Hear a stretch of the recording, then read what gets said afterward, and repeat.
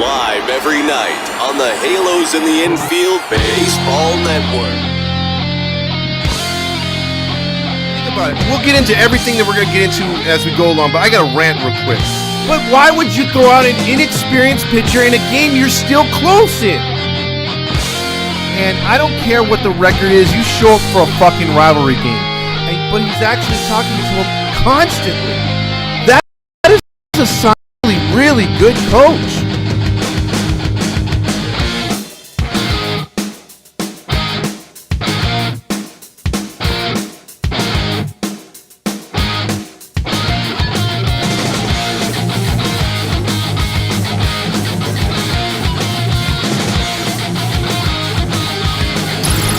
It's the ToddFox Post-Game Podcast with your host, ToddFox. Because the only thing I want to yell is fuck! Hey, welcome into another Halos in the Infield post-game show with your host, ToddFox. Sorry I'm a little late tonight checking in. I was with the family. We were all together for the first time in a long time, so dinner was fun. I was even there with Matt, and everything else like that, so it was a nice night to hang out and enjoy some family time. But we enjoyed watching the game. It was a little difficult with all the Rugrats running around, grandkids, nieces, nephews. Everybody's under the age of 10, it seems. And it was really hard to listen to the game, but I watched the game in between all the kid stuff and the barbecue and everything. So we're going to get into everything that happened tonight. Also, we're going to say this. 714 tickets, 714 tickets, 714 tickets. If you need tickets to any event, whether it's watching the Lakers lose tomorrow or any other game in the playoffs or a concert or whatever, just dial up 714 tickets or actually hit them on the app and go for the 10% code in the box that says apply now, and you put in HITI, you get 10% off, 5% off the next purchase after that.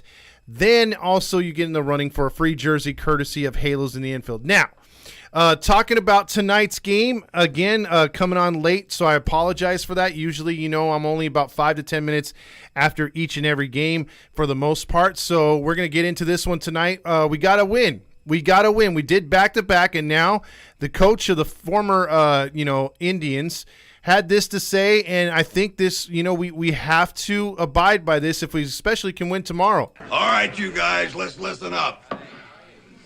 We won a game yesterday. And if we win one today, that's 2 in a row.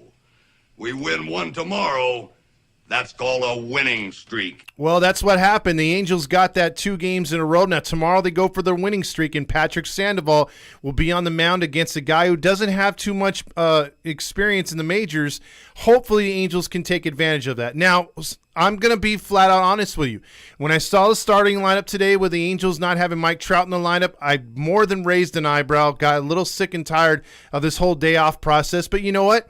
You can't blame Nevin. I'm not going to sit here and nitpick after a good game like this, because there's a lot of positives to take out of this game. And again, when the team wins and does good, it's excellent, because we don't have to rag on them, talk crap, and then point out certain things that you wish. I mean, because in every game, basically, no matter, even if we win 12-0, you could point to something going wrong, something going right.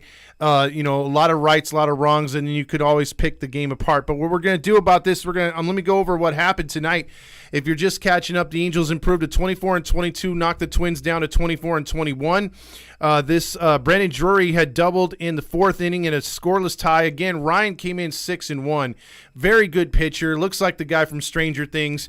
He gave up a run early. I'm thinking, okay, we lead 1-0. Good job. Brandon Drury actually doubled in the second round. I'm sorry. To make it 2-0, and then Wallach strikes out. The throw was into the outfield, and the third runner came in to score. It was 3-0 Angels at this point. Terrible throw right there. When you have first and third, or actually second and third, there's no reason to be, or first and third with a runner stealing, you just bluff the throw. He threw the throw anyway. Second baseman or shortstop couldn't handle it, went to the outfield. Free run for the Angels. They would lead 3-0. That would turn out to be big later on, because the 6th inning, Alex Kurloff doubled on a line drive past Hunter Renfroe to make it 3-1. Or that was it was already 3-1. Alex Renfroe doubled with first and second. Both runners came down and scored because the ball went in that short corner in the right field, bounced around a little bit. tied the game up. It was 3-3 right there. So you're already thinking crap. And that's after Ried Detmers. Ried Detmers, when me and Fernando did the show the other night, we came on saying that we weren't feeling too confident that Ried Detmers could get the W against Ryan. Ryan, his numbers dwarfed what Ried had done. But by far, this was his best appearance of the season. Now, he's gotten a couple bad losses because, errors behind him, too many walks, or just no run support. So he had been 0-3. He'd been having a Patrick Sandoval type start with no run support, not getting any decisions. Well, again, this game started much like that one. He had 3-0 lead, trying to hold on to it in the 6th inning. It unraveled. They went to the bullpen, and on that double, when they took out Ried Detmers after they had the 2 men on, it was kind of tough to see our boy right out there, the human glitch, and meaning Jimmy Herget. I love this kid. I know he could be much better, but someone please talk to him when he gets ahead of a batter, and he's much like Aaron Loop. Both of those guys have regressed because, again, they get a guy 2 strikes, no matter if it's 1-2, 3-2, 2-2, whatever, and they want to challenge with either a sweeping slider, a slurve, or a fastball with nothing on it. And again, this was a curveball that looked a little bit up. Maybe it was a slider. It looked like a curve to me, and it was just so hittable, and he ripped it down the line. I'm like, dude, that was way too much over the plate. I think Angel pitchers have done that notoriously a lot this season, and it was setting up to be a blow pen type of game, man. It really was. And once the Twins got a run again to take the lead 4-3, it looked pretty bad right there. Will Castro's home run gave them the 4-3 lead. Bottom of the 7th, though, Mickey Moniak comes up and triples in Zach Neto after Neto had singled a 1-out hit. He tripled him in to tie the game at 4. Then Taylor Ward grounded out to third baseman, and Moniak was thrown out by a mile. That was a contact play. We'll talk about that probably later on. Maybe he shouldn't have gone, but it was contact all the way. It was a good call. I just wish that rules were the way they were in the back in the day, and you could actually hit the catcher. Obviously, you're not going to swing at the dude's glove, but something would have been nice right there. But Moniak was out. Now, after they got another runner on, though, after Shohei Ohtani got on, Hunter Renfroe came through with a big hit with 2 outs, 2 strikes actually, and he just flared it into the outfield. That's all you need, just a little flare, a bloop right there, and then the run scored from third. That was a huge hit. Renfroe had a nice night tonight, and then, of course, the bullpen took over after that, and you got a nice let's see the stats right here. We're going to get into that real quick. The box score here. The Angels got pitching right there. That after Herget blew the save, because that was a save situation, trying to get a hold, and Davidson gave up the go-ahead home run. Actually, that home run led to the lead right there. But Weiss came in, newly called up, just to get a third of an inning, got a nice out there. Moore came in for his 10th hold already, pitched an inning, allowed just 1 hit, got a strikeout, and then Estevez looked excellent in the 9th inning with the 1 innings pitched and 2 strikeouts to close it out in front of 31,000 at the Big A. 2 hours and 40 minutes was the time of the game. But let's go over the hits right now tonight. Again, with no Trout in the lineup, the Angels still got Moniak as a replacement. He saved a home run tonight, 3 hits on 4 at-bats, 1 RBI, obviously, on the triple. He had the only strikeout to get out. Ward went 1 for 3. He had 2 strikeouts. It still continues to concern me. Ohtani went 0 for 3. That's fine, but he got a walk. But he did have 2 strikeouts. A nice bounce-back game for Renfroe. 3 more hits. That's awesome. I hope he's heating up. Drury got a hit and 4 at-bats. It just seems like he does that. He's 1 for 3, 1 for 5, stuff like that. Urshela got a hit tonight. Renifo went 0 for 3, but however, he did hit the ball a couple times pretty damn hard. So it wasn't too bad. Wallach, again, went 0 for 2 with 2 strikeouts. It's a little concerning. He's a little bit in a slump right now. He's something like 0 for his last 10. He was hitting like 300. Again, I think he'll bounce back out of it. Both catchers, dude. Theis had 2 at-bats as a pinch hit catcher, and he struck out on both at-bats. So tonight, your 2 catchers struck out 4 times. But Neto, 2 for 3, 2 big runs scored. He also had a strikeout, but he raises his average to 248. I think that kid's coming along. He's really starting to come on. Moniak's saving his spot up here. If you didn't see our post on Instagram, if Moniak gets sent down, we riot. You can't set this kid down, dude. He's playing excellent baseball right now. A perfect fill-in. He robbed a home run tonight. Just a nice job overall. Real quick for the Twins, the Twinkies come in here. Solano went 1 for 4. Correa continues to struggle. He's right at the Mendoza line. He had 3 walks though tonight, but he's at only 201. Byron Bruxton's actually healthy, but he's batting only 237. Farmer had 2 hits. But the pitching staff, again, Joe Ryan came in 6-1. His final line was 6 innings pitched, 3 runs on 7 hits, 2 earned. He had 9 strikeouts. So the dude from Stranger Things pitched actually pretty good. But Jax takes the loss. And a guy that I don't know why the Twins keep putting in that situation, but Jax now falls to 2-6. And you're mad at a guy like, Tepera, or even you're mad at Loop. Well, look at this guy. Jax is now 2-6 in a situation where he's in high. They keep sticking with him. They really keep sticking with this kid, and they think that he's the guy to set up the closer, or be one of the guys to set up the closer. But he's rocking a 5.59 ERA. He pitched 2/3 of an inning, 2 runs on 3 hits, 2 earned, and 1 walk. That is his 4th blown save already. So, I don't know why they continue to put him in those situations, but they did, and to the Angels' benefit, what a nice win. 5 runs, 10 hits for the Angels, 4 runs, 6 hits, and an error for the Minnesota Twinkies. So the Angels now improved to 24-22, 2 games over 500. Had they blown the last game in Baltimore and lost this one, we'd be in a world of hurt right now. But it's okay. 24-22, we're above 500. Let's just keep it going. The rest of Division 1, it is what it is. Let's move on to tomorrow, and we'll have. I think we have the pitching favor in the next 2 games. Going with Sandoval and Ohtani. But I'm very happy the Angels got off to this win. But again, this is the 6th straight series that we are going to start off winning game 1. And we need to win a series. We haven't won one in 5. So we only split the last one. So let's win this one. Let's take tomorrow, and let's hopefully close it out on Sunday. And there should be no excuse for resting players.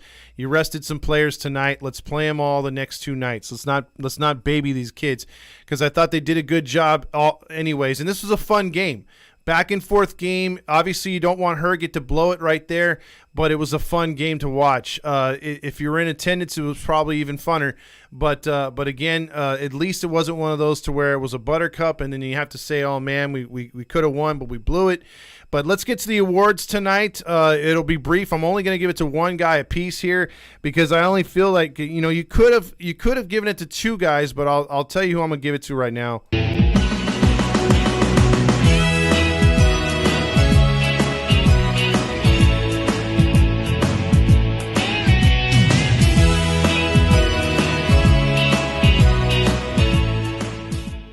So that is the John Stamos Award for excellence on the baseball field, and then usually we've been breaking the rules this year and giving it to multiple players sometimes. But I'm going to stick with the old original format. I was going to give it to an honorable mention to Renfroe. Obviously, he had the game-winning hit. You can give it to Estevez. He had a nice, clean save in the inning. But I think the star of the game has to be Mickey Moniak. Yeah, I can't take it away from him. 3 for 4 tonight. He had a single, a double, a triple, robbed a home run. You don't play much better than that. Nearly hitting for the cycle. He's a guy that, again, a lot of people were just trying to figure out, if this guy is going to fit in the major leagues. Is he a 4A guy with the Philadelphia Phillies? And it seemed like, they weren't traded straight up, but we basically traded center field prospects.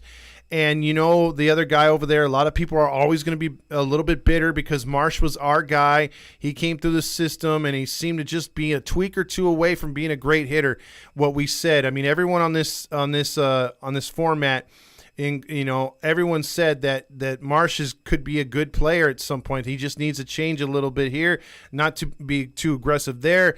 And he got the pointers in Philly, and he's turned into one hell of a player, one of the best hitters right now in baseball, and the Phillies got him.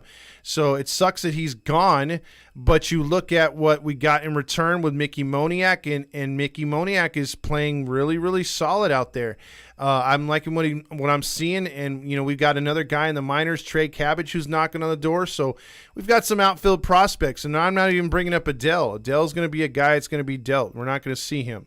But I had to give the Stamos tonight to our boy there because I felt he played excellent tonight.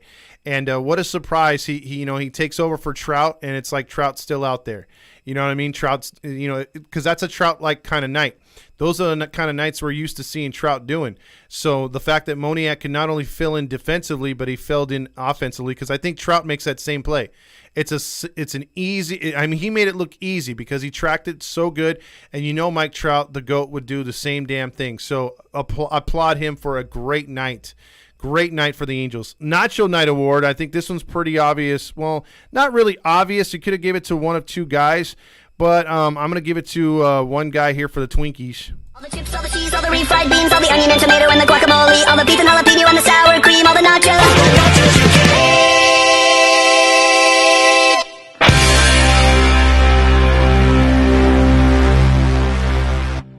And the Nacho Night Award goes to Trevor Larnach tonight. Trevor Larnach, the left fielder for the Minnesota Twins. He's not having the most fabulous year this year, and you could see why. 218 average, 5 home runs, 26 RBIs.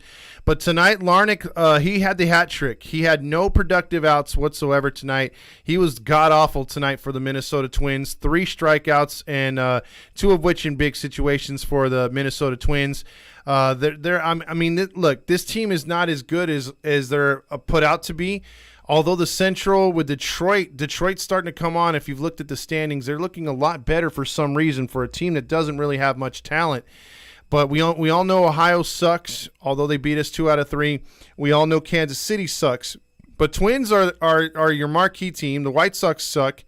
And, this was a good win. I mean, they do have really good pitching. And they don't have the best hitting. Obviously, I think our hitting's way better. If you look at their lineup real quick, 261 for Solano, Joey Gallo's 214, Correa's 201, Byron Buxton's only 237. Their best hitter is Farmer at 297. Let's see, Garlic was 111, 342. Actually, Krylov, whatever his name is, he's 342. He's their best hitter. My bad. Also, Jeffers, the catcher's 250. Castro's 221. Larnach is down 218, and Michael Taylor, who I've always liked as a player when we was with Washington, and I believe Kansas City as well, he's only 222. And that's a guy that I would have wanted for the Angels to have a 4th outfielder for, and he could play a little bit of infield too, but that guy is not living up to what they wanted there as well. So let's get into the comments. Those are the award winners for tonight. The first one leads off is the chair. He says, here we go. The Box Sport Podcast is another beautiful victory. Dan Rio says that was a good win tonight. Our kids kicked ass. Walsh is coming up. Time for Phillips to go bye-bye.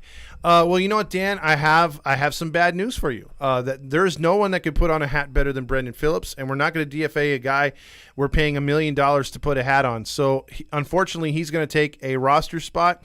So, again, a guy like Soto, I think I listened on the way home to the competition, which is our boy over there at AM 830, who's magically taking phone calls this year. I wonder why that happened. Maybe it's because I called him out so many times last year for not taking phone calls and just tweets for the last 4 years when no one ever paid attention to his nightly show. Anyway, he came on and he said that, they think that, he's one of the rare few things that he said right, but he said that basically they brought up Soto to invigorate him to say, hey, you can be in the majors. You're that good.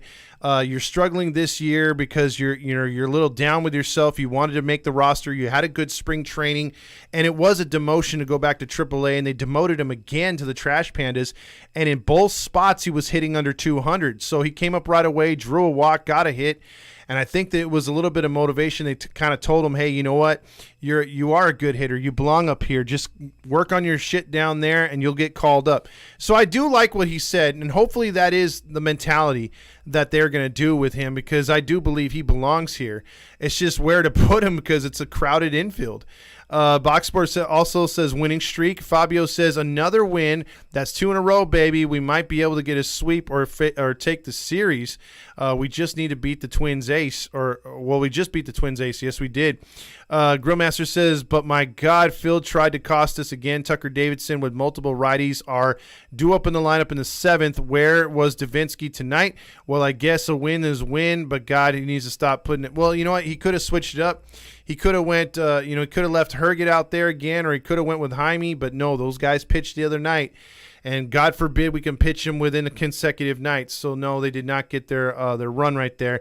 We put Levon Soto in the lineup and then scratch him at the last minute. Yes, Nevin sucks, man, and I hate bashing the former Cal State Fullerton player, but he's lost my respect right there. Also, Grillmaster says Mickey was maniacal in this game. Anna checks in with yay, the Angels won. Mateo says the 0-2 called strike 3 and the ball game is over. The Angels take 1 from the Twins alongside of Mark Gubazon, Erica Weston. I'm Mateo Carlin saying so long from Anaheim. I'm telling you, send me that goddamn audio. Only 12 people in here. We must have won the game. Had we lost, the entire page would be in here. Angels fans love being miserable. Well, the other thing is, too, I came on like an hour to 2 hours later after the game. That's also the problem. I didn't come on right away, so a lot of people – and I didn't even post that I was coming on either. So that's probably part of it as well.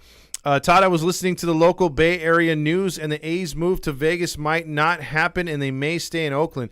Boy, you got to give me the tea leaves on that, man, because I don't know. From everything I've heard, and then them saying that the casino where they want to build a stadium, the people at the casino already gave their workers a 24-month notice that they are going out of business and they're going to be trashing that place. So we'll see. 559, baby.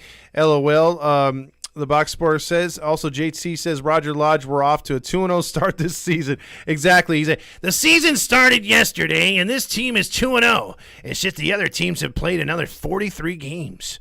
Let's see. Randy gets the Stamos for laptop issues pulling through. I don't know how you did it. He was doing some editing for me, and, man, I don't know how he got that stuff to work, because the videos he was showing me, he sounded super frustrated, and I would have been too, because whenever something electronically doesn't work for me, I don't know what to do with myself. I really don't. So credit to you to keep your composure and get that done, dude, because I swear to God. And by the way, I downloaded that other stuff, so you're good with erasing them if you want to. I forgot to tell you that earlier today. The GTC stuff. Mateo says also Walsh might be back tomorrow. Yes, and guess what? I called it, Mateo, 2 weeks ago, actually 3 weeks ago. I said he was going to be back for the Twin Series. He's going to be back for the Twin Series. Adele would have caught the ball in a bounce off his glove and over the wall. Let's see. We should eat the Twinkies tomorrow. I hope so. Dan says also the starting pitcher looked like Billy from Stranger Things. Yeah, that's what we were saying the whole night. Like, my niece doesn't even really watch baseball, but she glanced over and she goes, "Oh my God, that guy looks like the guy from what's that show? Stranger Things. Oh my God, I love that show. Is that his brother?" I'm like, "No, it's not his brother. It's just a hell of a lookalike." Little Wayne says Mickey Moniak has earned at least a platoon role in the outfield. It was an absolute joke. He was our best player in spring and lost his job to a guy whose only job is on the home run celebration crowner. Yeah, you want to talk about maybe this team would be in a better spot because, okay, let's just say Brendan Phillips is fast, right? Mickey Moniak's fast. I think Mickey Moniak can put a hat on people. I mean, maybe he's clumsy. He drops hats. And Perry's like, you know what? You dropped too many hats, and that's a valuable samurai hat. That came from Japan. So, no, we're going to sign Brett Phillips, and we're going to keep him at that $1 million. Because, yeah, I mean, like Brett Phillips, I mean, other than an RBI, I believe he got in St. Louis, he's done nothing. He's batting under 100. He hardly ever plays, and he's never even put in there enough to pinch run to justify any of that money. But I will say when he does get in there, I mean, he has played excellent defense. I can't knock him for that. He plays so nice out there in defense. He looks so smooth making the catches. The throws are nice. The routes are good to the ball. And then when he's pinch running, he's super fast, makes the right plays, doesn't get thrown out. So honestly, I can't knock him, but yeah, I mean, the obvious choice to bring out of spring training would have been Moniak. But I think Perry didn't trust Moniak to come back and have, because he finished last year injured off and on with that injury with his hand. But once again, every time he was given it a bat last year, he did pretty good. I liked, he was one of the more consistent performers down the stretch in September for the Angels last year, and there wasn't that many of them. Also, Mickey was still finding his swing after his injury last year. True. Mateo says the player from the Twins deserves the Pac-Man sound. Also, ball 4, ball 8, yeah, ball 12 pitches. He thought he was Herget. Hayes says, fuck. Also, I like more in the 8th inning and Estevez in the 9th. Let's keep those spots available. Yeah, I mean, look at winning teams have a good recipe for success at the end of the bullpen. They just do. If you look at Baltimore, obviously you got Cano out there, and I forget the closer's name. They have a couple other arms before Cano, and it's just a really nice setup. So it's like all you got to do is give them 6 innings, and Baltimore's in good shape. Same thing with Tampa, one of the best bullpens. I mean, it's no joke and no lie that if you have a good bullpen, you're going to win most of your games. You're going to be a contender. You're going to be always in around first place. So I like when teams structure their bullpens and come up with a recipe to win, because I mean, you for more times than not, you have a successful bullpen and arms that you trust at the back end. You're going to win the majority of your games. You're going to close these games out. You're going to give your offense 2 to 3 to 4 innings to come back. And look at the games. Just look at the last few games that the Angels have had to come back. What has been the overwhelming, sense of what usually happens is the team, Herget gave up inherited runners, but for the most part, I mean, the bullpen has been doing pretty good and giving up the least amount of runs. They've been creating traffic, yes, but you've been giving up the least amount of runs. It gives your team a chance to come back, and then you're able to close it out yourself. So I like what they're doing. I think they still need another piece or two to solidify things, but you can't knock Jaime. You can't knock Moore. You can't knock Estevez right now. They're doing really good, and I'm proud of these guys. They're going out there and pitching really good. And, again, you need these kind of performances in tight one-run games. And, boy, oh, boy, are we going to get tested in this next series, because Boston's been playing a lot better. The Twins, again, are not a slouch, and you got to look at Miami. Miami, again, 14-1 in one-run games. You get to their bullpen, and they are very tough to score on. So they've got some arms where if the Marlins were to fall out of contention, which right now they're not, I was circling them as a potential trade partner for Adele or to get some pitchers, because they have a lot of underrated bullpen and starting pitching. So, but if Marlins stay in it, man, there you go. Let's see. Mateo also, Hayes says, why did you take forever, ToddFox? I was really hoping you were at the game. Why were you there tonight, Hayes? Because it looks like I'm going to be there Sunday. Maybe tomorrow, but I doubt it. It looks like Sunday for sure. But no, I didn't make the game tonight. We had family in, which I didn't think they were going to make it. But they were in tonight. And we had a bit of a get together, sort of a reunion. It was really nice, and he had Matt at the game too, or at the house. So we had a packed house at my niece's. And that's what took me for a while to get back. They live over there by the airport, so it took me about a good 30-35 minutes to get home as well. So that's why it was late. Usually, I'm always 5 to 10 minutes after a game. Mateo says Vegas officials don't want to approve the stadium plans. That's weird. I will keep you updated on the A's news. Yeah, I want to know, because the A's are sort of like the Cleveland Browns, but with titles. Cleveland Browns, when they first left, I thought that was the dumbest thing ever, because if you're going to take a team away, don't bring them back. And or if you're going to take a team away, leave their history there. And I believe, I don't know if Baltimore kept their history or not, but I know that Cleveland left and they became Baltimore, and magically 2 years later or 3 years later they win a Super Bowl. That was an even bigger kick in the nuts to Cleveland fans. And then Cleveland comes back as a dog shit organization ever since, only a couple of playoff appearances. The reason why I bring that up is because Oakland, I mean, they've already lost the Warriors. That was their fault. They already lost the Raiders. That was their fault. And this is their fault as well. But I feel at least Golden State was Frisco originally, came back there. Oakland was Oakland first, but they've left and come back so many times, and then them leaving to Vegas, they're bound to leave again. I mean, that's just them. But what really hurts, I think, is Oakland, because you don't think, when you think Northern California baseball, you think, American League Oakland, National League San Francisco. And you think of the two Bay Area teams, and it's just the fact that, San Francisco was a-holes and blocked the San Jose stuff for them when they wanted to move to San Jose. They had a deal in San Jose years ago, and now they're gone. And now you look at what's happening now, and the A's are going to be in Vegas. It's like, what the hell is Vegas, dude? Really? Vegas? And it just doesn't feel right. It doesn't feel right for the Raiders to be in Vegas, and it's really not going to feel right if the A's go to Vegas. They do have passionate fans, yes, when they get to September and October, but when they're actually good. But have you ever been to that stadium? For the love of God, you've got to first invest in the franchise to bring fans in and to make them believe that they can be good and win titles, not just get to the playoffs and get punked every time like the Twins. The A's are that team too that get punked every time when they get to the postseason. So it kind of sucks for me, the fact that they're going to leave, only because they're one of the Angels' top rivals. And if Oakland had gotten a brand new stadium, I know they can attract 30 to 35,000 if they're consistently good. And even in a bad stadium, you can probably get 10 to 20,000. But damn. Mateo says, if the trade deadline was today, would we be buyers or sellers? Obviously buyers. They're still in it to win it right now.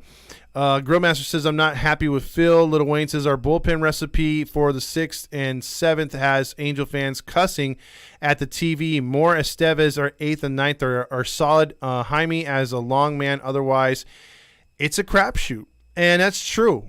That is very true, because you wanted to think Tucker Davidson would be that guy to step up. He's been giving up some runs lately, so it's not him. Jimmy Herget, a humid glitch. We all wanted him to be last year's humid glitch. He's not. He's been leaving stuff up. We all know about Tepera. We all know about Loop. We were having some Davinsky things saying, hey, man, this guy's starting out really good, but he's been roughed up his last couple times. And then Wantz seems to be good if he's in the 6th and 7th inning, like Fernando said. But if he's in the 8th and 9th, it doesn't really work. So Nevin's got to get over himself and let the kid pitch where he's comfortable in the 6th and 7th innings. And I think that's where you'll get your third pitcher in that little righty-lefty-righty combo. I think Wantz is the guy you need to give the ball to in the 7th inning, not Davinsky. I think Davinsky's good if you're holding a 5-run lead, 4-run lead, or you're trying to keep the game tied or 2 runs down, stuff like that. Mateo says, here's how I would use the bullpen. Jaime in the 7th, Moore in the 8th, Estevez in the 9th. Do you like that? No, I think because Little Wayne said it best, Jaime's just really good in long situations. In a situation where maybe Tucker Davidson or Suarez can only give you about 4 innings, and then freaking Jaime comes in there and just keeps you in the game, pitches you 3 1/3, only allows a run, then yeah, that's Jaime. That's what you want, and that's what he's been very good at. So I wouldn't mess with him right there. Dan says, I missed your response to Noble Brewing. How did it get worked out? Their beers are awesome. Try the coffee beer. It was called Naughty Sauce. It worked out good. Again, we'll have that commercial up here soon. It's June 10th. We've got that watch party. If you guys and gals are interested, come out to Noble Brewing. If you want to stay to just park, mention Heedy, grab a couple beers in the pregame show, and then walk your ass 10 minutes over to the stadium for free, not parking and paying Artie, and then you can come back and party with us for the postgame show. But what we're going to do, we're going to be there at a pregame special. Beers will be $1 off. There'll be 2 for $9 selective pints. You'll also, after the 7th inning of the watch party, it's buy one get one free drinks. And then you got food, and you got stuff for the kids to do. And we're gonna have barbecue that night, so it's gonna be a really nice night. We're gonna do the pregame show, and then we're gonna go through the game itself, doing the watch party live with you. Maybe have some trivia and some things to give away, and then also in the postgame show, you could join us live there and do a live show with us. And then that's the whole night. It'll be the versus Seattle Mariners. So there you go. Mateo says, in all honesty, Vegas is not a good baseball city. That is just my opinion. You may vary. Yours may vary. No, I agree. I mean, it can't be labeled as a baseball town because it's too damn hot. They don't have an indoor, that's why when they do have their freaking minor league games there, they have to play at night. And even then it's muggy. It's nasty.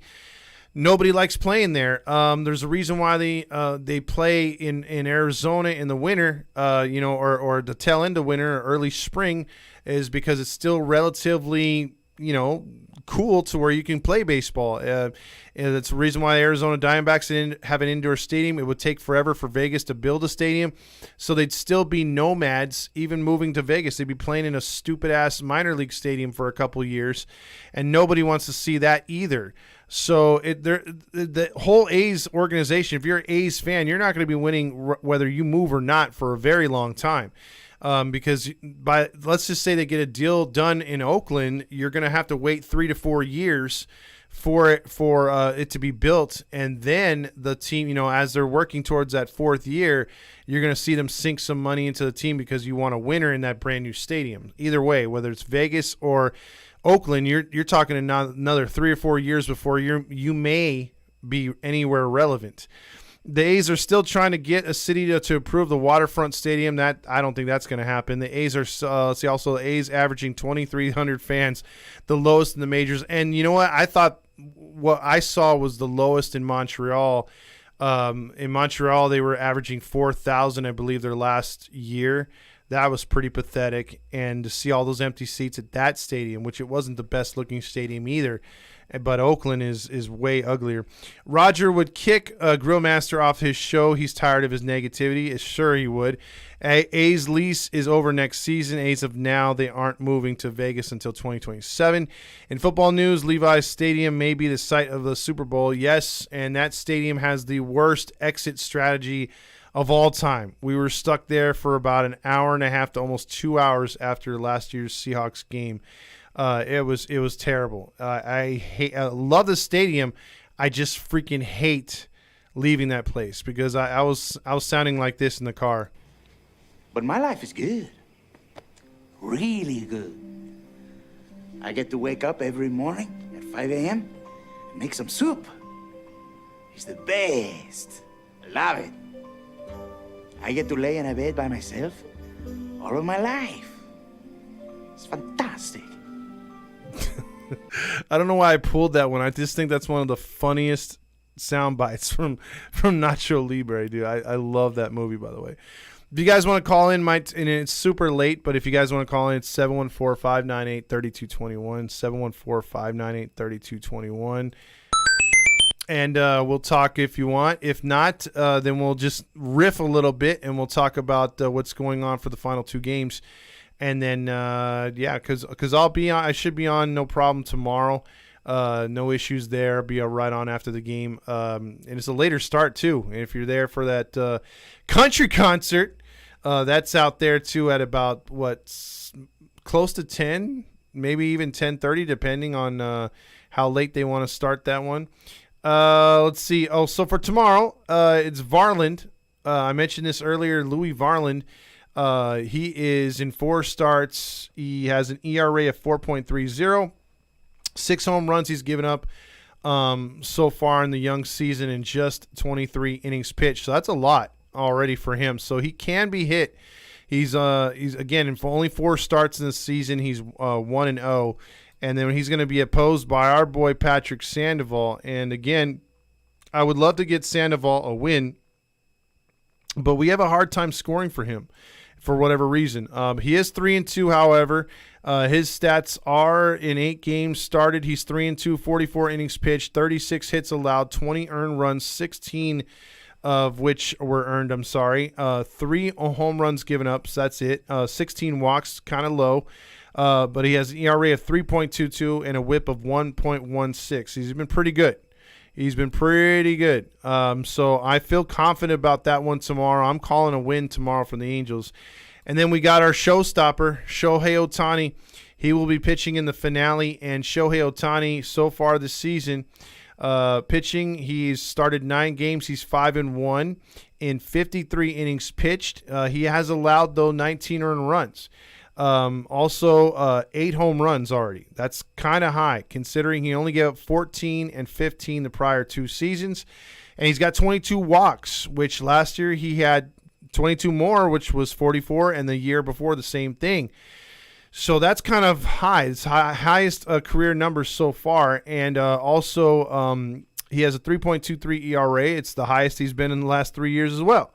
But that's inflated over the last couple starts because he's given up some runs. So hopefully tomorrow he'll get back on track, and there's no reason why the Unicorn shouldn't get back on track tomorrow. He'll be opposed tomorrow by Pablo Lopez.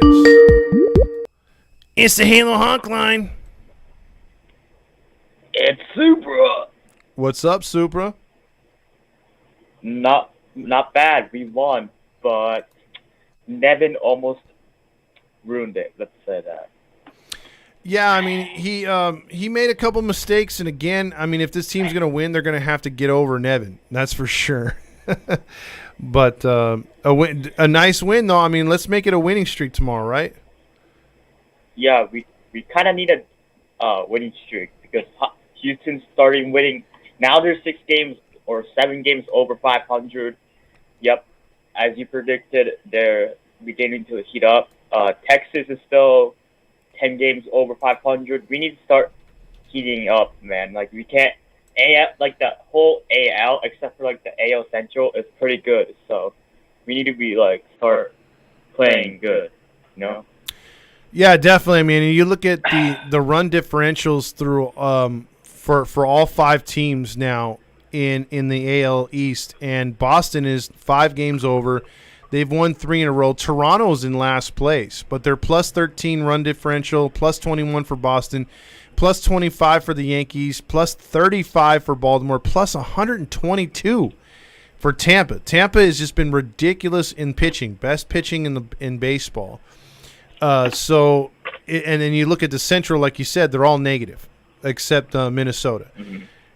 And then right now the Angels are sitting there at about only plus 9. You know, but at least we're in the green. But you look at their records too. The Angels are 11-9 at home, 13-13.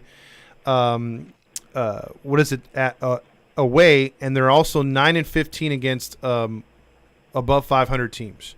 So that's not good. But we're only 4 games out. You know, but like you said, Houston's catching fire, and Texas is right there as well. They had the same record we had last year. Oh, the same record. What's the curse record? 27 and 17. Yeah, right? They have the same exact record we had last year.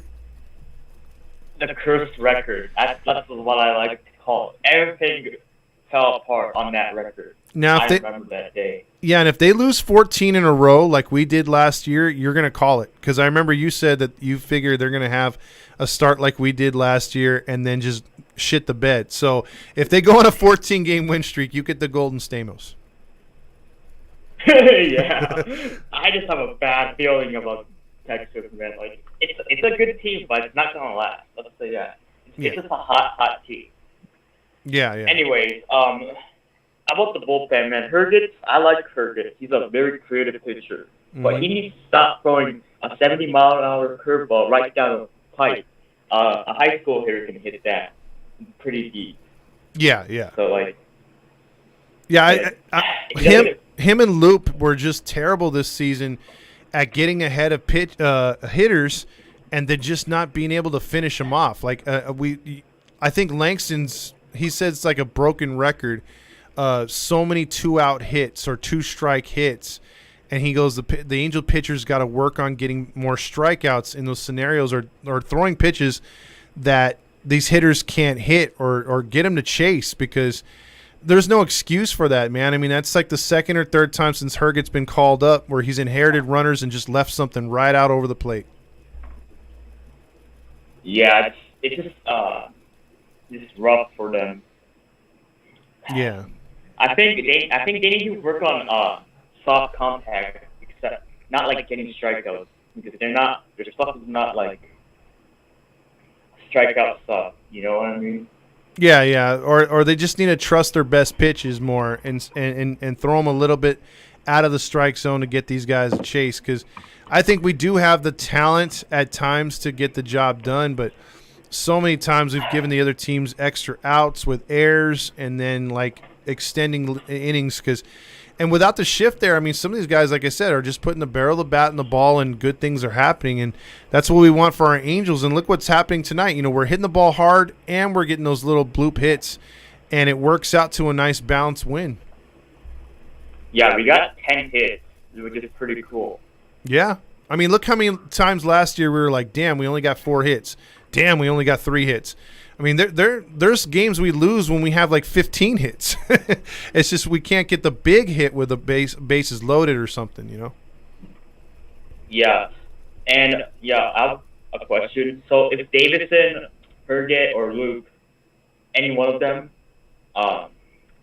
is sent down, who do you think who's going to get sent down and who's going to get sent up from the minor leagues? Because I don't think one of them is going to last. So I think Herget's got one or two more options, and I just have a feeling Loop is super close to coming back. So I would think Loop would be back probably somewhere in the Red Sox series.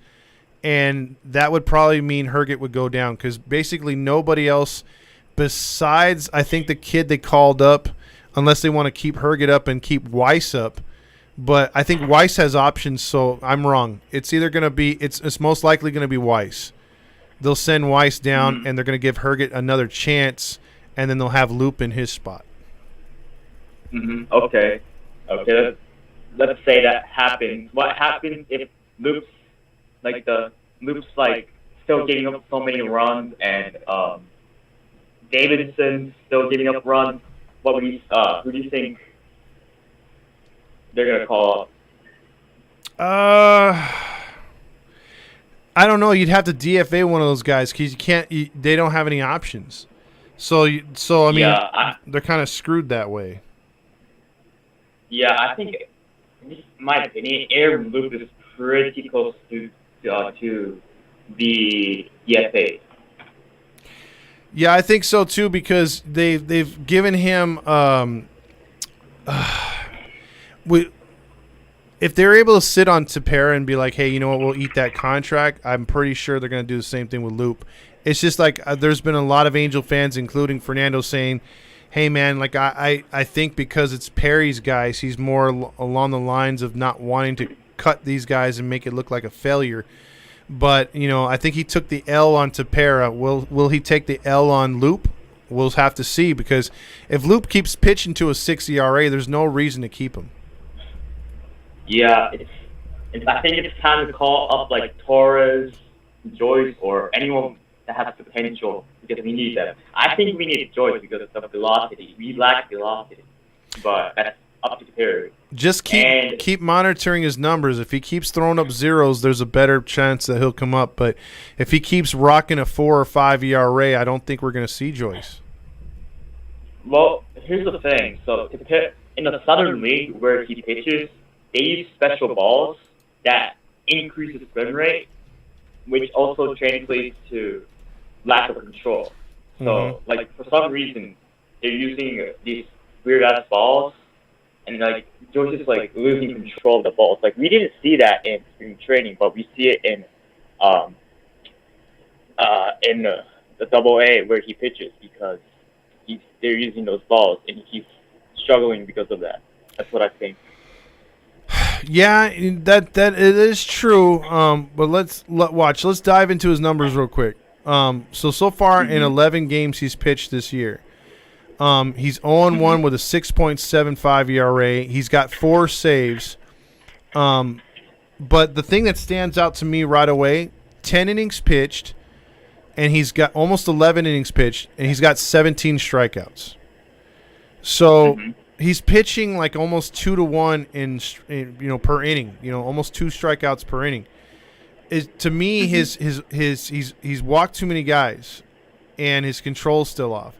So I would love for him to come up. I think he can do damage when he comes up, but he needs to really work on getting his walks down. And if he could do that and his wild pitches, because he's allowed, let's see, he's already allowed 12 walks in 11 innings. So that's a walk per inning. Yeah. And he's hit five. Yeah. He's hit 5 batters. Yeah. I think it's still the ball. You know, he still has that strikeout stuff. It's the ball. Yeah. So you think about. Oh, go ahead.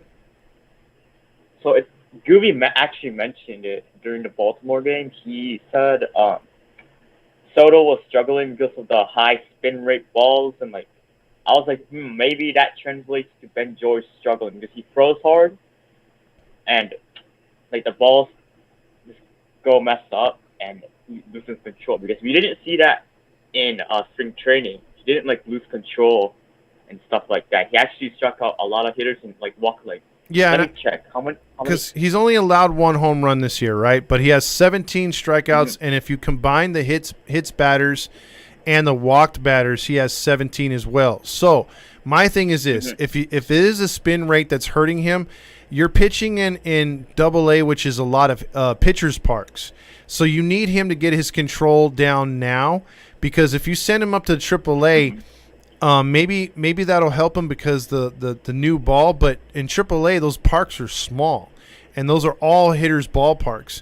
So I would actually take the risk that if it is the ball making him lose control, let's throw him in the AAA for a little bit. Let's see if he still has the same numbers, or if he gets his control down, gets his strikeouts up, and begins to pitch like we thought he was.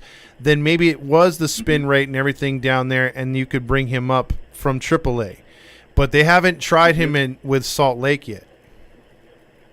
Yeah, I think we should bring him up at AAA then, and let's see how he does. And if he does good, then we call him up to the majors. Yeah, and he's got to build a resume. And Capera is currently now a free agent, so he elected free agency, so he's no longer with us now. Yeah, so we don't have to worry about him anymore. We're on the hook on him, and he'll get paid. Someone will offer him a contract. I almost expect it at this point, but I'm guessing the Rockies or something. Yeah, not like a competitor. Yeah, he'll go to a cheap team. That's for damn sure. But appreciate the call, my man. You got anything else before we go?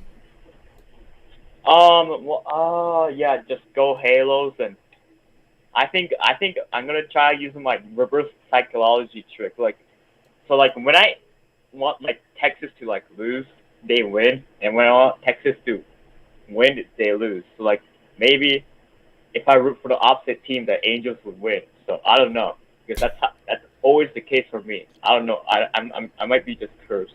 But try the superstition. Maybe it'll work, man.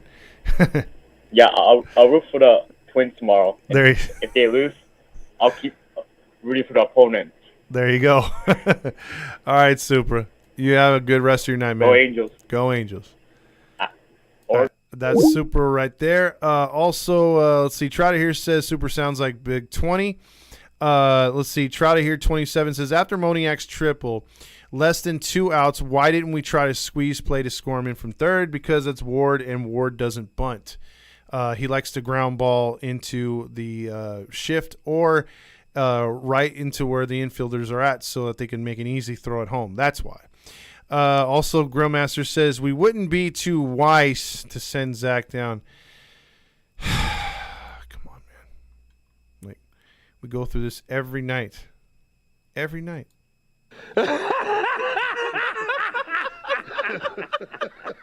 See, that's what you want us to do, but it's more like the box score says, by the way, your scoreboard says Angels 5, Angels 4, laugh out loud. Yeah, you know what? I saw that last. That wasn't me. I don't know who posted that, but it could be because Fernando's excited to be back in Cali, because he's back in Cali for, I guess, a week or two.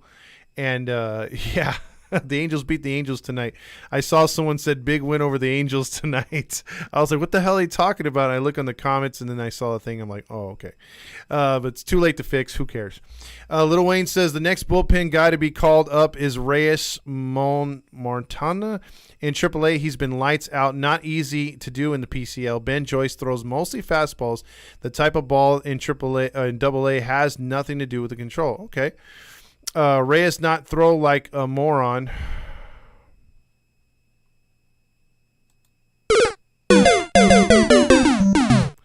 Also, I need Moniak jersey. Really already? It's a little early for that. Moniak equals maniac, and the Angels baseball. Sapphire says bring up Ben Joyce for mid reliever. Let me take a look at his numbers real quick. Not Joyce, but let me take a look at your boy because I have not paid much attention because I was seeing that there was not too many good pitchers, but maybe I overlooked Reyes. So if Reyes is the dude, then we'll see. It's Reyes Montaranta.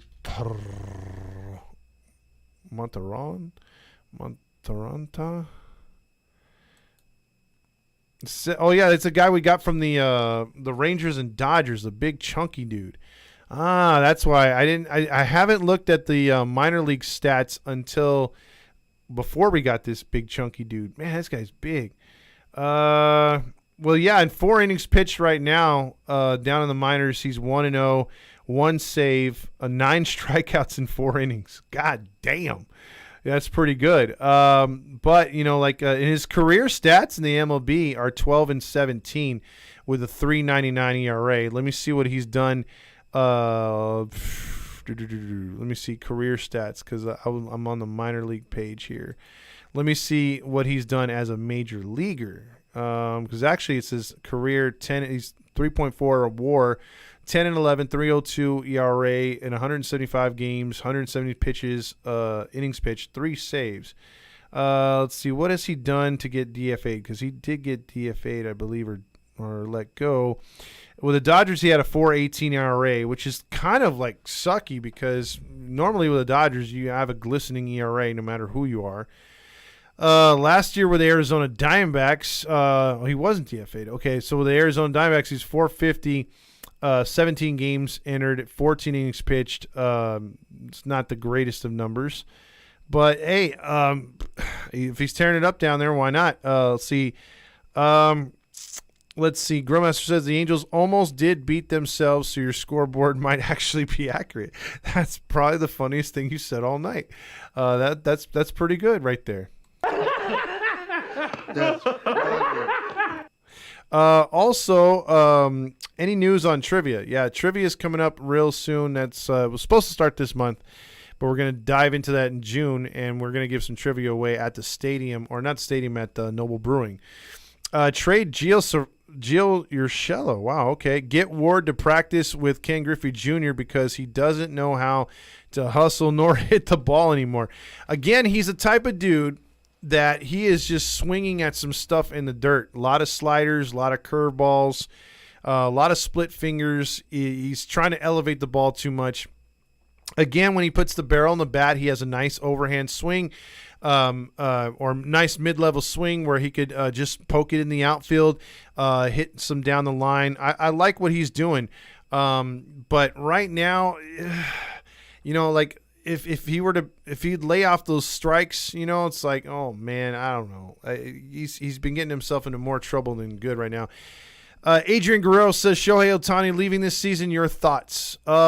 It's too early. Some people on this page and others have said he's gonna stay, but again, I think him staying took a massive hit thanks to one Artie Moreno saying I'm staying, and that I don't know if. As much as he likes this organization, I don't know if Ohtani will stay. Now, if he doesn't want the pressure and he wants to just build his overall stats, will his team get back to greatness? Who knows? I hope it does. It could be on its way. But if I had to give a percentage of him staying, I'm still going to stick with about 15 to 20%. It's not very high. There's too many teams lining up already, too many teams adjusting their rosters and their freaking money to accommodate that fat ass contract that you know it's going to come. It's going to be the biggest contract of all time. It's just going to trump other contracts, and it's going to make this baseball in itself change, because there's not going to be any teams in a while that are going to be able to spend that kind of money. Some teams don't even want to spend $300 million, even though they make so much money on TV contracts, streaming services, and also their stadium deals and contracts and all that stuff. The ticket sales aren't even the big thing. That's why teams don't care that they have 15,000 for most of the season, because they know if they get good, they can get money, bonus from tickets and parking and food once they get those butts in the seats if they make a playoff run. But even then, they're still making so much money. None of these owners, lose money, because people still watch at an alarming rate, whether it's locally, regionally, or freaking nationally. Locally and regionally are the same. My bad. Also, I say we go after Devin Williams or Alexis Diaz. Now, if those guys were available, if Milwaukee sucked, but Devin Williams is going to be pitching in the postseason for the Brewers, so he's not going anywhere. Say, hey, kid, lay off those high ones. You mean, let's see, where is it? Oh, yeah, you mean this one? Hey, kid! Lay off of those high ones. I like the high one. Mule! Nay! God, I love that. Also, let's see, what was the other one that you guys were telling me to do right now? Where am I looking at that one right now? Geez, I got so many new ones now, too, that I'm going to be incorporating on here, so there's a lot of them. There's this one, too. How dare you! Also, but knowing the Angels, they won't do a motherfucking thing. I know, and that's the problem.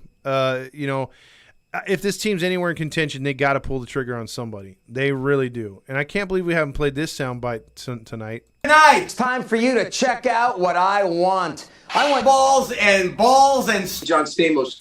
Ohtani can leave if he wants to. That's his right. Absolutely. I mean, we let it get to this point. Efren says, if he gets $600 million, how long until he's specialized, till he's a specialized to pitching or DH? That's a good question.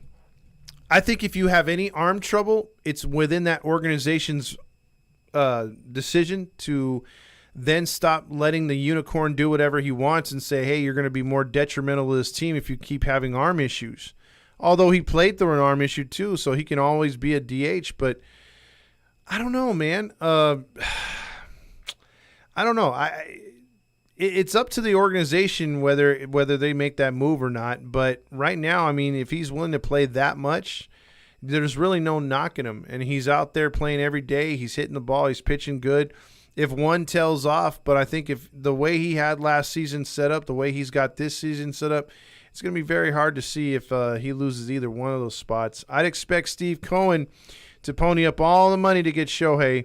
Did you all not see how much he spent in the offseason, or even the Padres? Do you think? Yeah, but look at both these teams, though, Growmaster. The Mets are not exactly doing their thing right now.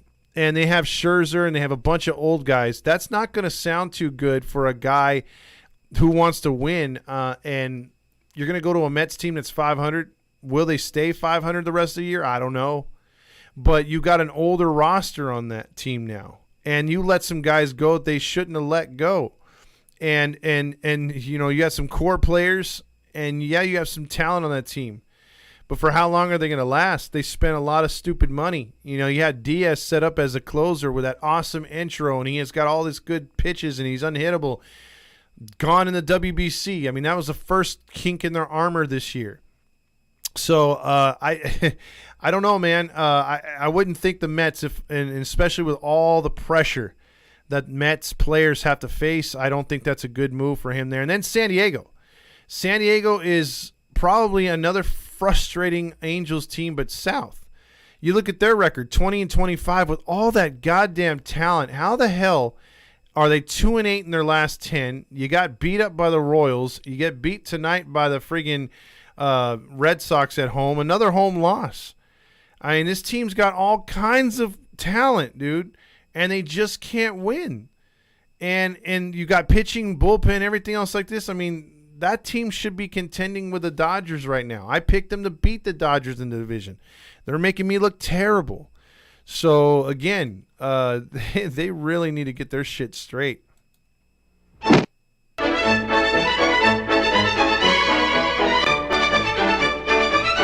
That's the only Bad News Bears music I have right now. I'll work on the Carmen Happy music. I have to look for that. Only question I'd ask Diaz is... Moving on. Alex says the only spot I'd be happy with if Shohei left would be San Diego. Me too. And it would be Ohtani, San Diego. Let's see, Todd, if you were added to new sounds, where's the Willy Wonka? You get nothing. Fine. You wanted it so much, I added it for you, Grill Masters. It's just for you. So the next time you tell a joke and you expect to get a treat or a hat or something about it, I'm going to play you this. You get nothing. You lose. Good day, sir. Yes. That is it right there.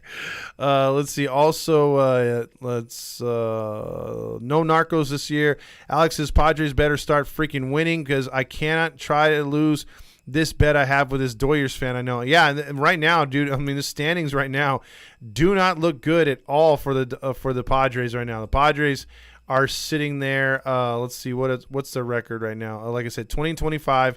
They are a cool 8.5 out already. God damn. And they have a minus 13 run differential. So that's not good. Not good for a team that good. Also, real quick, let's play this song but music, because this is how the Padres have been playing.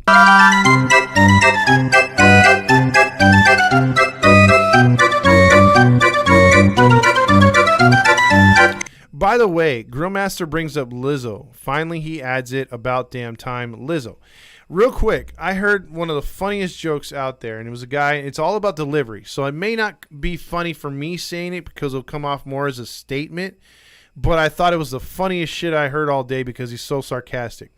He said, because you know how everyone's saying fat is beautiful and this, and that? He said, why is it that everyone loves the way Lizzo looks and they love how supposedly, quote unquote, beautiful she is? He says, I put that theory to a test because people got mad at me, making fun of Lizzo. And they said, how dare you do that to that beautiful woman? So he started calling random girls. He said, hey, you look like Lizzo. And they got mad. He says, why are they mad at me if I'm telling them, that they look like Lizzo? You're telling me Lizzo's beautiful and we should all adore her, even though she looks like she's going to have a heart attack in 2 years. And it's just, he went off and it was so damn funny. He's like, why do women get so pissed off when I call them Lizzo, when I think they look like Lizzo? I thought that was a compliment. So, he said that was a bit of a double standard. So, yeah, again, I probably slaughtered the joke, but I thought it was fucking hilarious because it is damn true. She is not in good shape. I swear to God. Right now she's as bloated as the Padres. Let's see. Also, let's see, and they have better coaching than we do, the Padres. He doesn't know how they're in the spot there. I don't know either. Grillmaster says maybe they forgot Lizzo. Little Wayne, the Padres and Mets are just as dysfunctional as the Angels. The Dodgers are high profile and high pressure team. If Artie sold, I think Ohtani stays. Exactly. Beautifully said. I mean, the Mets and Padres are like the Angels. They can't. I mean, imagine if we had a media that was as strong on the Mets as they have to endure.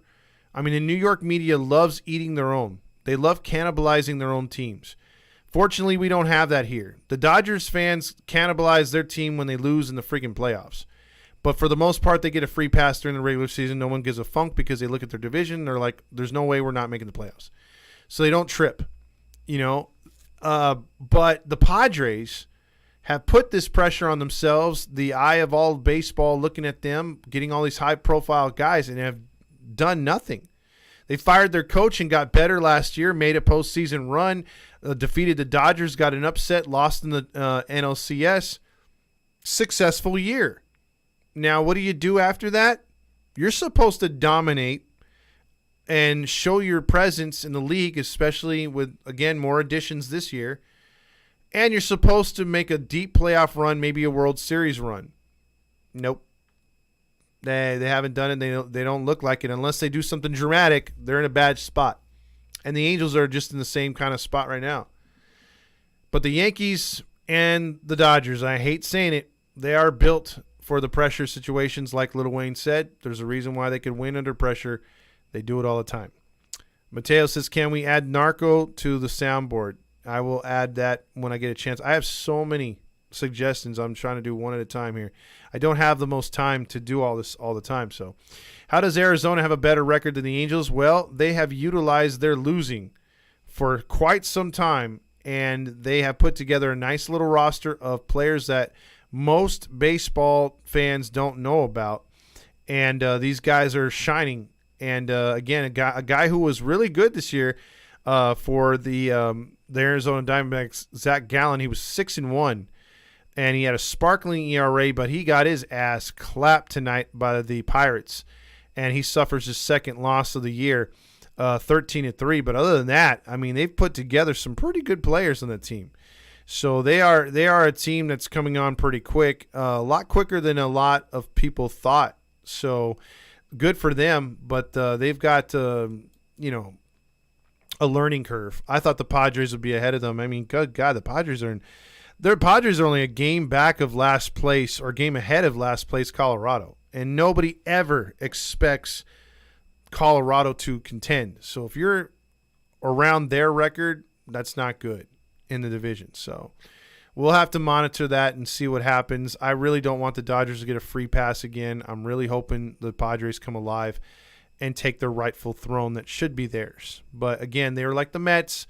They're trying to buy a team, buy a winner, and that's what's happened so far. You also need, when you get players like, and you try to get, I mean, look what happened to the New Jersey Nets in basketball. You've seen other teams put together super teams, and they try to just think that, we're going to put a bunch of players together. They're all going to gel. You have to gel. You have to have chemistry, and the Padres definitely don't. So that's a problem. I guess Zach walked the plank tonight. Grimmaster says Rocky's playing the Rocky Mountain Way. Did you see Dylan Bundy got tossed in a AAA game for illegal substance? That's not his first time, and a lot of pitchers are getting caught with it, because last year we were like, man, isn't that a waste of time checking every goddamn inning or every other inning the pitcher's hand? Like, that never catches anybody. Well, it's caught in quite a few pitchers over the last couple weeks. So, yeah, it's still a thing, and it's going to be a thing until it stops. So there's always going to be cheating in baseball. It's just whether you get caught or not. So I appreciate everyone sticking around, because it is officially Saturday, and I have to get my ass up early to go to that Pony League baseball game and support the kids down there playing for special needs tomorrow. So I got to get up early. But I will see you guys right after the game tomorrow. I will be on time, so don't worry about that. I really appreciate everyone hanging on. And everyone have, I guess, a good morning.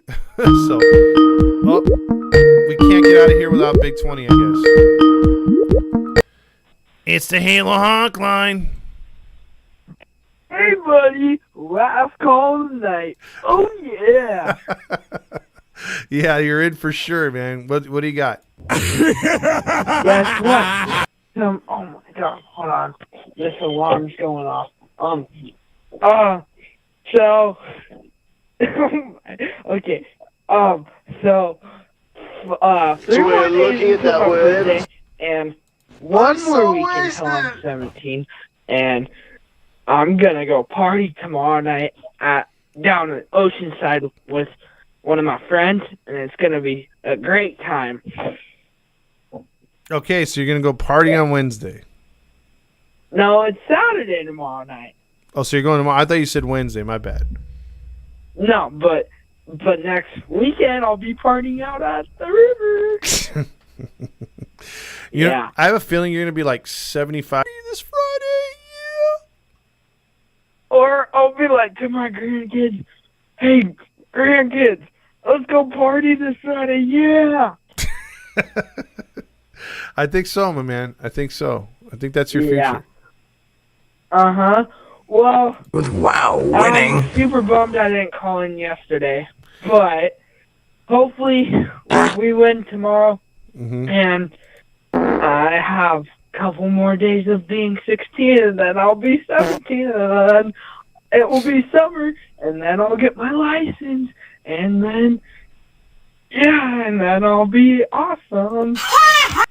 Yeah. Nice. So it's like a week until summer, and then I'll be going to the beach, and girls' buns will be out, and then it'll be an awesome time. Wait, did you just say girls' buns will be hanging out? Yeah, like sun's out buns out. You know what I mean? Yeah, I got you. Yeah. Okay. Well, I'll call in tomorrow, 2 days before my birthday, tomorrow night, and go Angels. And I'll talk to you later, Todd. All right, bro. Have a good night. Later. That's Big 20 right there. As I didn't think he was going to get in, but he did. But speaking of San Diego real quick before I get out of here, I just want to play what I feel about them if they cannot overtake the Dodgers. They named it San Diego, which of course in German means a whale's vagina. Or this one. Go fuck yourself, San Diego. Yeah, you got to play better. You got to play better. Machado out now with a fractured hand, it looks like. So unfortunately, there you go right there. So everyone have a good rest of your morning, and go Angels. We shall see you tomorrow night, hopefully after another win, and a freaking winning streak can start.